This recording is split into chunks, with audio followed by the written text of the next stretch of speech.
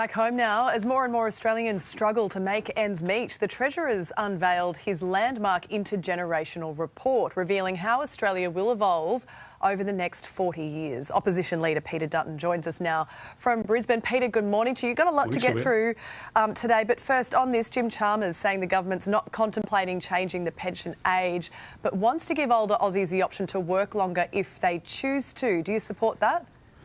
Well, we suggested, we suggested that last year, and Jim Chalmers dismissed it. Of course, we want, if people choose to do so, for them to be able to work more hours. There's demand in the economy for them. It's good, particularly given their electricity bills keep going up and their cost of living pressures keep mounting under this government. So, more flexibility in the welfare system is a good thing. More encouragement for people to work helps them. It helps the country. Hard to look 40 years into the future at the moment when there are so many issues in the here and now, though, right? Not just cost of living, but let's look at where you are in Queensland, the youth crime issue. The state government now wanting to lock up youth offenders in watch houses indefinitely. Do you support that move? Well, Sylvia, the trouble is that there hasn't been the planning for the corrective services system. So if they had headroom problems or they didn't have capacity within the youth detention centres, they've known about that for years. And if they've now run out of space, well, it's a problem of Premier Palaszczuk's own making. So she'll have to explain why something that on the face of it is not acceptable is something that she's proposing. But again, you look at the Prime Minister or Anastasia Palaszczuk, they talk this big game, but they never do anything.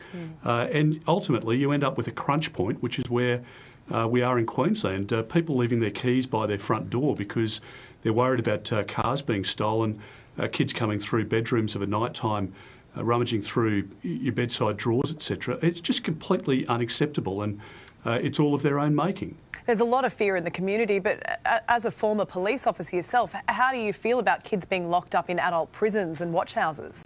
Well, the police won't want that either, because there's obviously a very significant supervision issue which requires a lot of workforce hours, and those hours then aren't spent on the street preventing crime from happening. And I mean, the system here in Queensland around family services at a much earlier point in the lives of these offenders is completely broken as well.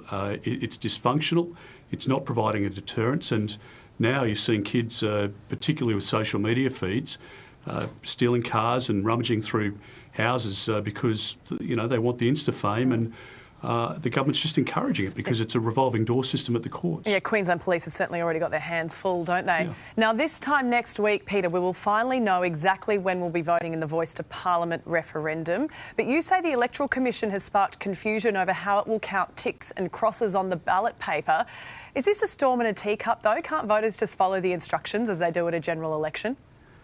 Well, Sylvia, normally the approach of the AEC is that if somebody's intent is clear, then they acknowledge that as a vote. But what we're seeing here is quite a departure from that. And I just think Australians want to see a free vote, a fair vote in a democratic society. It doesn't matter whether you're a yes or a no.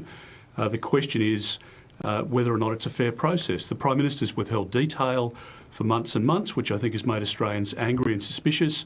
And now we're seeing a process where a tick can count for a yes, but a cross won't count for a no. And just make it a fair process instead of trying to load the system and trying to skew it in favour of the yes vote. The Prime Minister would allow tax deductibility for donations to the yes campaign, but not to the no campaign.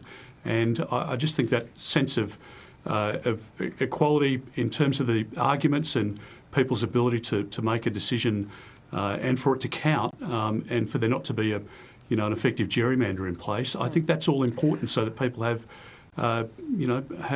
some respect of the process. But at the moment, it's a real problem. Well, it sounds like a change may come on that front, so we'll watch that space. Meantime, Qantas yesterday announced sky-high profits, almost $2.5 billion. It's jaw-dropping. Meantime, the block on Qatar is continuing to raise eyebrows. Do you have any concerns, Peter, over the airline's perceived influence over the government?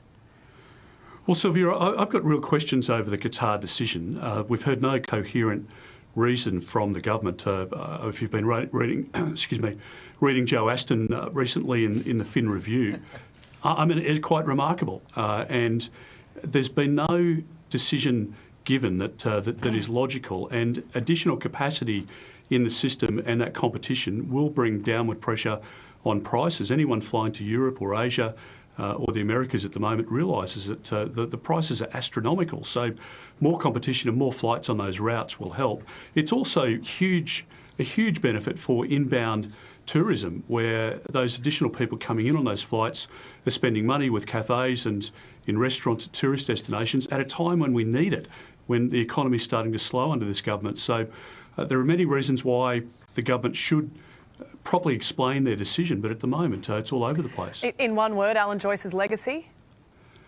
It will be, look, I think to bring Qantas through the course of COVID, as we saw with Virgin, it was a tough period for those airlines to be able to keep the company afloat during that period with the support of a lot of taxpayers' money. I think that will be, one thing that he chalks up. More than one word, but we will take it. Peter Dutton, always appreciate your time. It's all good. Thank you. Alan Joyce coming up on the show a little later too. Hey there, Today fans. Sarah and... What's my name again? Oh my God, Carl. Hey, thanks for watching our YouTube channel, though. Subscribe now for more news, special reports, and amazing Aussie stories. And Carl misbehaving, Whoa, of course. That never happens. Always happens. What's she talking about?